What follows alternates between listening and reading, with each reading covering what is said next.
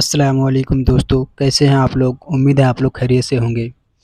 दोस्तों, Shamim Qadri SL channel को subscribe करें, लाइक करें, बेल आइकन की नोटिफिकेशन दबाएं ताकि वीडियो की नोटिफिकेशन सबसे पहले आप तक पहुंचे और अपने दोस्तों को भी शेयर करें। अस्सलामुअलैकुम, अल्लाह हाफिज़। अभी अजमेर में एक बाबा चल रहा था, वो मुनक्के बादाम निकाल दिया करता था, ऐसे करके लोग कह रहे जिंदा वली है। और मेरे भाई, मुनक्के निकालने से कोई वली नहीं होता। फिर तो वली वो है जो रामपुर में जादू आता ओपी शर्मा का, वो तो इन्हें क्या क्या कर देता है, कपड़े से कबूतर निकाल देता है। क्यों मैं गलत कह रहा हूं क्या, बताइए मुझे। हकीकत है, कान से पैसा निकाल देता है, वो तो जिन्हें क्या क्या करता है मेरे भाई।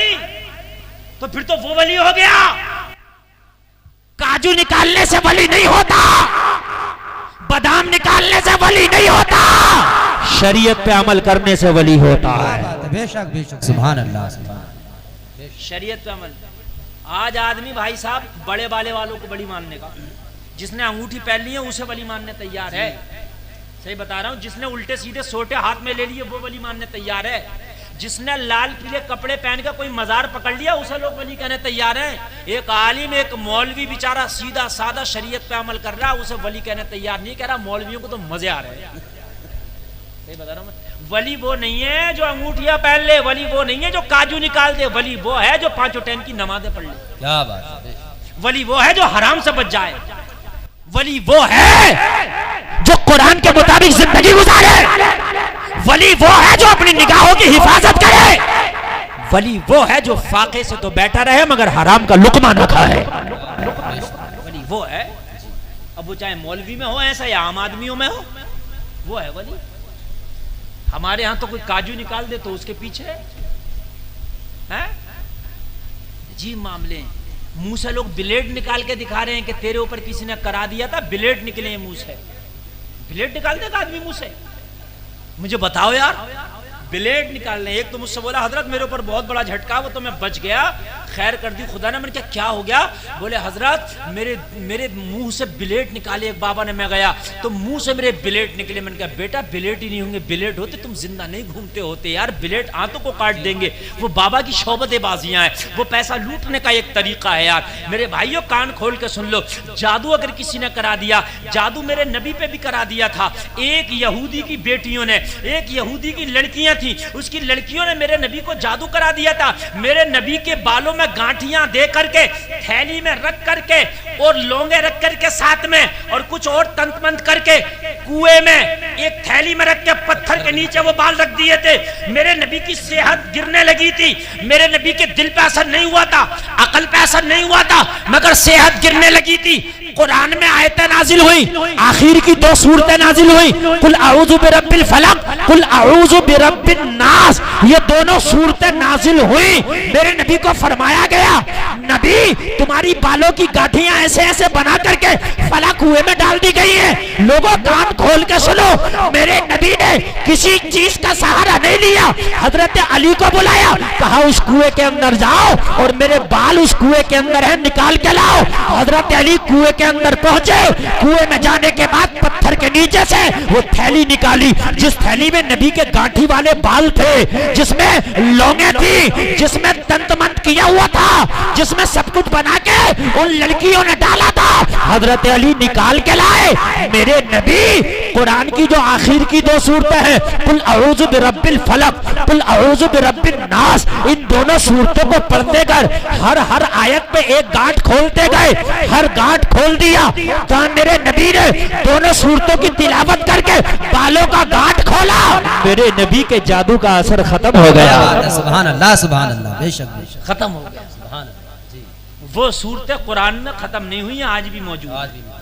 नमाज पढ़ने के बाद में दोनों हाथों पे पढ़ के फूंक, वो आखिर की 2 बल्कि 3 सूरतें, कुल हुवल्लाह, कुल अऊज़ु बिरब्बिल फलक, कुल अऊज़ु बिरब्बिन नास, और पूरे उस पर दम कर लो और पूरे बदन पे, बॉडी पे फिरा लो। इंशाअल्लाह नौबत ही नहीं आएगी किसी जादू की। बहुत अच्छा नुस्खा बता रहा हूं, मैंने नबी को भी कराया था जी। समझ रहे हैं आप? इलेट बिलेट के चक्कर में ना पड़ो, ये ऊंटे झूठे के चक्कर में ना पड़ो। अभी तो कुछ नहीं है, अभी तो एक दज्जाल आएगा, मैं आपको बताऊं, काना दज्जाल, जो कयामत के बिल्कुल आखिरी निशानी होगा। कयामत की आखिरी निशानी होगा एक काना दज्जाल आएगा। सुनो, जब वो आ जाएगा तो समझ लेना कयामत करीब है, वो कयामत की निशानी है। उसके बाद फौरन कयामत आएगी। और वो कैसा होगा? वो ऐसा होगा कि वो 40 दिन रहेगा दुनिया में। कितने दिन रहेगा? 40। उसके माथे पे लिखा होगा काफिर, काफ अलिफ फा रा लिखा होगा उसके माथे पर।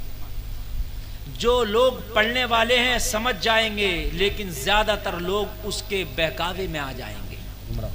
40 दिन में पूरी दुनिया में घूम लेगा, सिर्फ मक्का शरीफ और मदीना शरीफ ना जा पाएगा, और बाकी पूरी दुनिया का चक्कर लगाएगा 40 दिन में। उन 40 दिन का पहला दिन 1 साल के बराबर होगा, दूसरा दिन महीने के बराबर होगा, तीसरा दिन हफ्ते के बराबर होगा, और बाकी दिन आम दिनों के बराबर होंगे। इन 40 दिन में पूरी दुनिया का दौरा करेगा, अपने आप को खुदाई का दावा करेगा, कहेगा मैं खुदा हूं। लोग उसे भी मानेंगे। अल्लाह। जो बाबाओं को मान रहे हैं ना आज, अभी तो पर्ची वाले बाबा को मान रहे हो, उसे भी लोग मानेंगे। वो कहेगा मैं खुदा हूं। वो कहेगा मेरे पास जन्नत है, मुझे मानो जन्नत दूंगा। जो मुझे नहीं मानेगा मैं जहन्नम में डाल दूंगा। जबकि जो उसकी जन्नत होगी हकीकत में वो जहन्नम होगी, और जो उसकी जहन्नम होगी हकीकत में वो जन्नत होगी। पूरी दुनिया के दौरे करेगा, लोगों से कहेगा मैं खुदा हूं, देखो बारिश भी बरसा सकता हूं। इशारा करेगा बारिश बरसा देगा, इशारा करेगा खेतियां उगा देगा, इशारा करेगा पहाड़ों से खजाने निकाल देगा। लोग उस पर ईमान लाना शुरू कर देंगे। मगर लोगों, वो दज्जाल होगा, और ऐसे छोटे मोटे दज्जाल और भी आएंगे जो शौबदे दिखाएंगे। सही बात तो यह है कि गैब का इल्म अल्लाह को है, और अल्लाह के अता करने से रसूलुल्लाह को है, मेरे नबी को है।